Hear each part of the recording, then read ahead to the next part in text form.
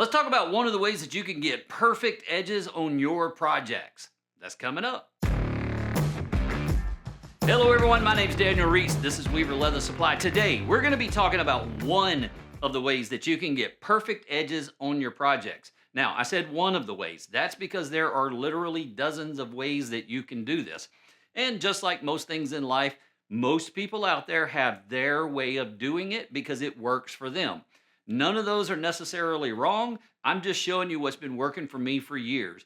If you have a way that you do it that's slightly different or dramatically different from what I'm going to show you today, by all means, drop that in the comment section below so that we can all learn from you too. The other thing that I would mention is that this technique that I'm going to show you is not necessarily for high production situations. If you're cranking out 150 wallets by the end of next month and you're doing them all by hand, this is probably not the technique that you're going to want to use for those 150 wallets. But let's say that you're making a wallet or a belt or something like that for a client. You know, you got a commission and you want to present the best possible handmade, hand-finished product. Well, this is going to work great for you. So to demonstrate this technique, what I've done is I've taken two 4 to 5 ounce pieces of veg tan leather. I've glued them together with the finished side out. The reason I chose that weight was belts are a pretty common project, especially in the beginning, and a lot of belts are going to be in that 8, 10, 11 ounce range, and it gives us a really good surface to be able to demonstrate the technique on.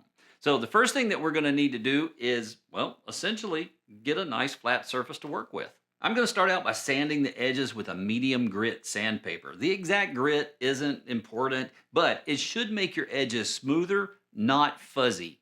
If your edges are getting fuzzy, well, that means that you need a finer grit sandpaper.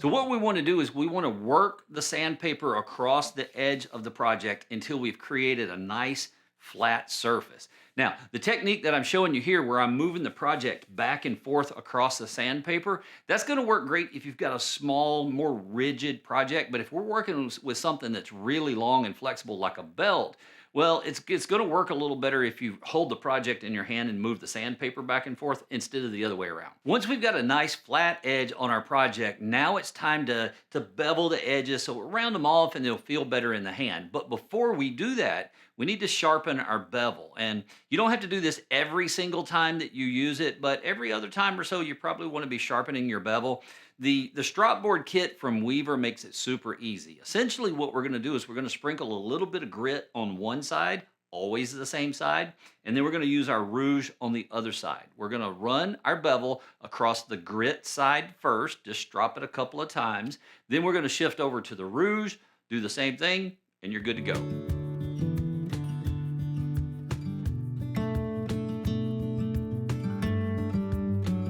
Now we can go ahead and bevel that edge, and one thing I'm going to point out is that I'm using my thumb to get it started. That's really going to make it a lot easier to get it going.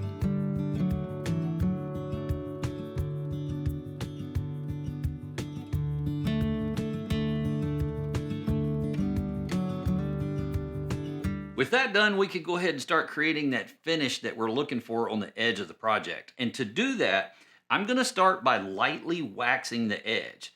This is going to help compress the fibers together, bind them together, and it's really going to make slicking and burnishing that edge a lot easier. So I'm going to be using this exotic wood slicker from Weaver. They also have a composite version of it. I really like this thing because it's got a couple of design features built into it that make burnishing a lot easier when you get into the thicker leathers. So you've got the grooves right here. These are great for various weights, but sometimes we're going to be working with weights that are too thick for that. And that's where these rounded corners come in. You've got one here, and you've got two down here, and then you've got the little stem sticking out at the bottom. Those are great for those thicker leathers that can be a little bit more of a challenge to burnish. At this point, I'm going to start alternating between the sandpaper, the wax, and the slicker until I'm satisfied that I've got a good base to work from.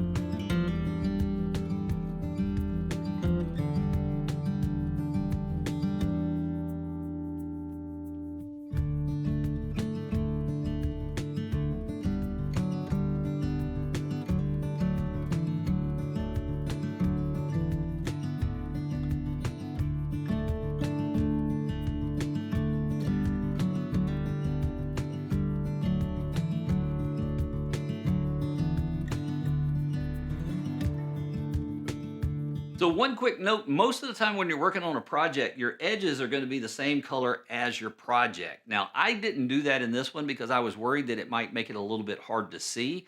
So what I've done is I've left the raw veg tan and we add the color in a little later in the video. But the edges, I'm going to show you in a minute how to get that color in there during the burnishing and slicking process. Once I've got a good solid foundation to work from, I'm either going to switch over to token oil or gum tragacanth. We call it gum trag for short. So what we want to do before we apply either one of those is we want to get some fine grit sandpaper and very lightly go over the edge of our project. What this is going to do is it's going to continually help us to refine that edge as we're going through the burnish process.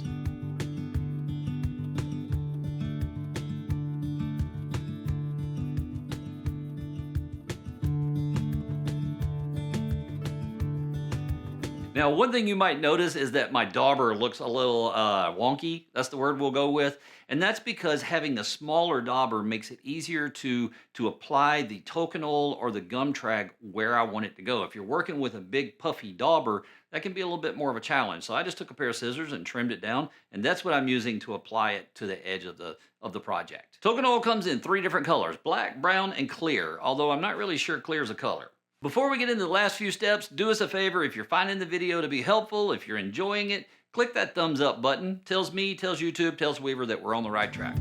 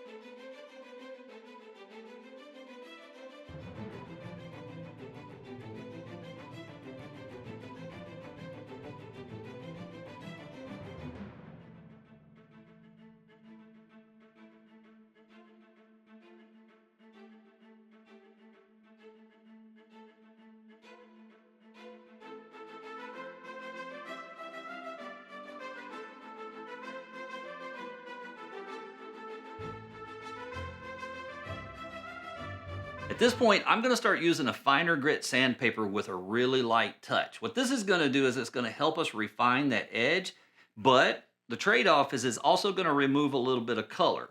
So at this point, I'm just going to go back in with a paintbrush and some dye and re-dye those edges. Then we're just going to repeat the process: sand, dye, slick. From here, it's just a matter of repeating those steps and repeating the process until you get the look and the finish that you want. And the reality is you can take it as far as you want to go with it.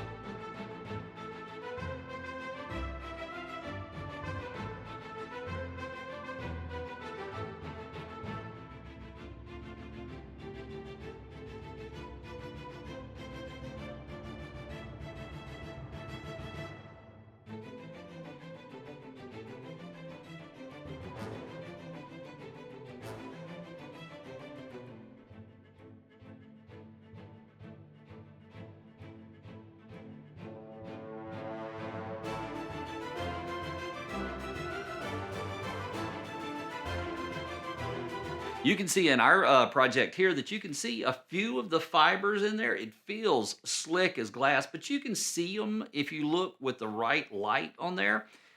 Want to get rid of those? It's just a matter of continually dropping the sandpaper to a finer and finer grit, continuing the process. So sand, dye, and slick. The more times you repeat the process, the better the edges are going to look. Well, that'll do it for this video. I will see you in the next one. In the meantime, go make something amazing.